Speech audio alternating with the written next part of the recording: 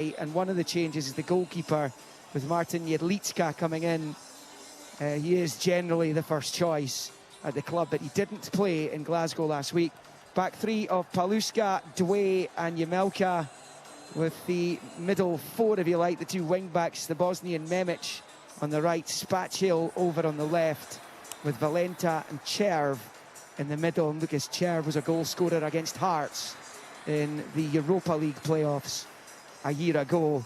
Prince Kwabena Adu, who scored their goal here at the weekend, comes in to the starting 11. He was a sub last week, with Durosinmi and the experienced Mataj Vidra leading the line for them this evening. The officials are Polish, with the very experienced Simon Marcinak in the middle. He's refed at the very top level. He did the 2022 World Cup final between Argentina and France, and the Champions League final, the end of that season, between Manchester City and Inter. He's also been at 4 major international tournaments. Rangers just looking to get the job done with the prize, a playoff against Club Brugge or Salzburg.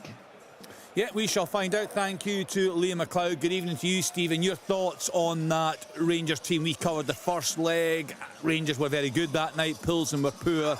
Are you expecting them to get the job done tonight without too many concerns? Well, you would like to think so, wouldn't you, with a 3-0 advantage? I mean, having watched Viktoria Pilsen last week, I was not impressed, to say the least, with them. They can only be better than they were. Obviously, it's their home game. They've made the 4 changes, as Liam says, and they're going to have to go for it, which will play into Rangers' hands, because as we saw at the weekend when Dundee did their low block, Rangers had major problems in trying to cut them open. But that'll be a different story tonight, because this team are going to have to come out the traps and leave themselves exposed at times, which you would like to think would play right into the hands of Antman and Gesama in terms of getting in behind defences, which is probably where Rangers are at their best.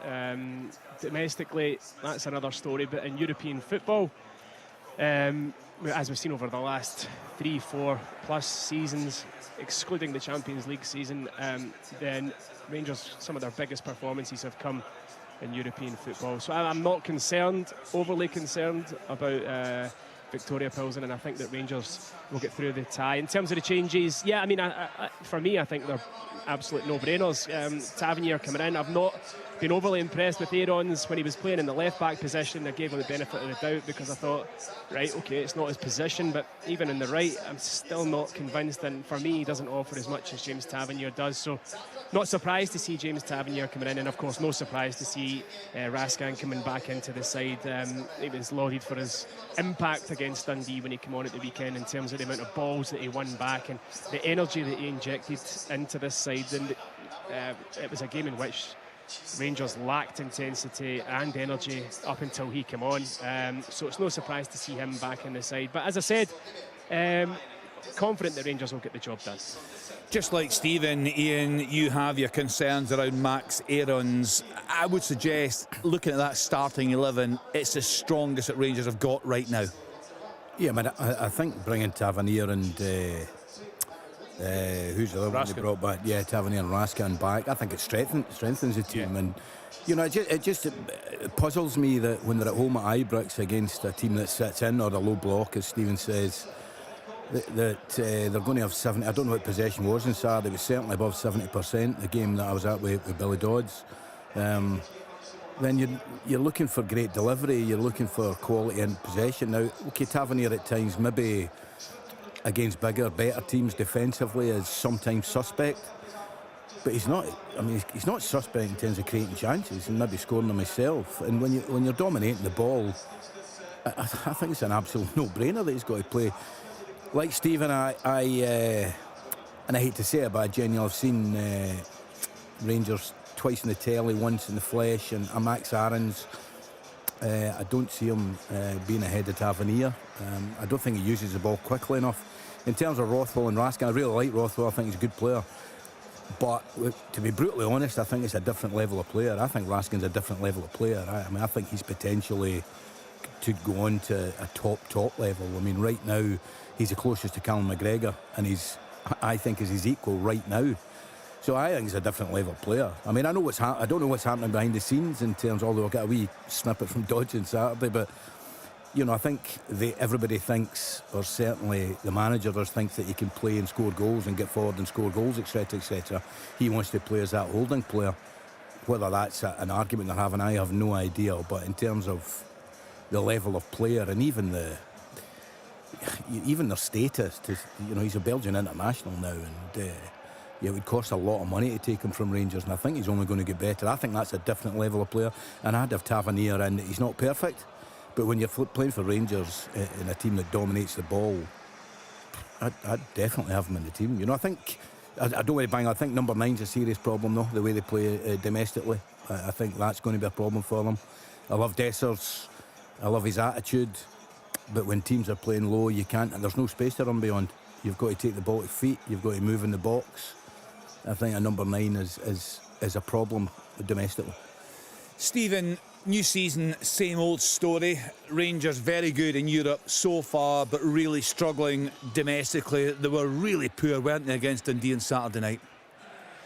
Yeah, they were. I mean, they're kind of showing worryingly similar traits to last season, and problems that the previous 2 managers, maybe even 3, have had as well. And I think it's maybe something that Russell Martin felt wouldn't be an issue, the way that he plays. But to me, I just feel as though, and he has signed 9 new players and 6 were in the starting lineup against Dundee, there's maybe not that drive, the drive that has brought Celtic their titles, the drive, the mentality that makes you this kind of winning machine, a kind of state of mind that, you know, that we win every game, that's just it. And Rangers teams have had it in the past, but until they get that driven into the players, that the standards don't drop ever, the energy levels don't drop ever, and you're relentless in trying to win every single game. And let's be honest, I mean, that's how it should be. That is the standard that needs to be set for Rangers, and they've dropped below it in their 2 opening games of the season. And yes, last season they were capable of lifting their game. They did it against Celtic, they did it in European games, but there were far too many games where the level dropped.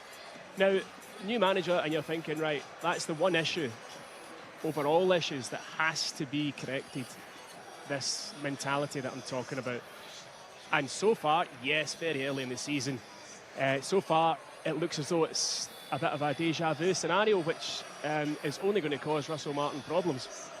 Ian, what do you put that down to? Is it down to the fact that, quite simply, they don't have the quality in that Rangers team to break teams down that are sitting very, very deep?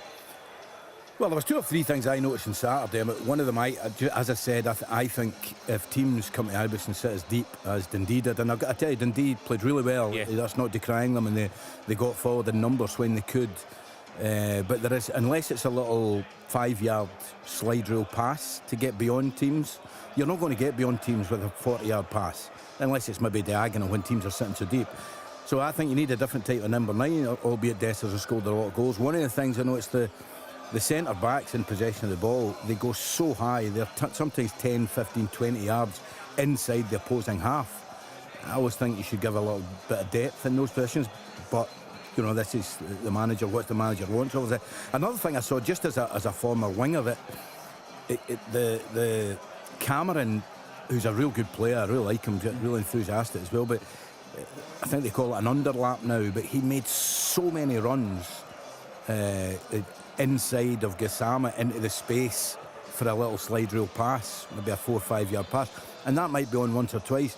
But see, if you're a white player, and hopefully Tom will agree, if you're a white player and you get the ball early enough, you don't want anybody getting in that space. Maybe once or twice to give you an option, but you want to get the ball and get at the fullback as early as possible and get into an area where it's very, very dangerous to cross the ball from, which is the byline. It's the most dangerous place to cross the ball from in football.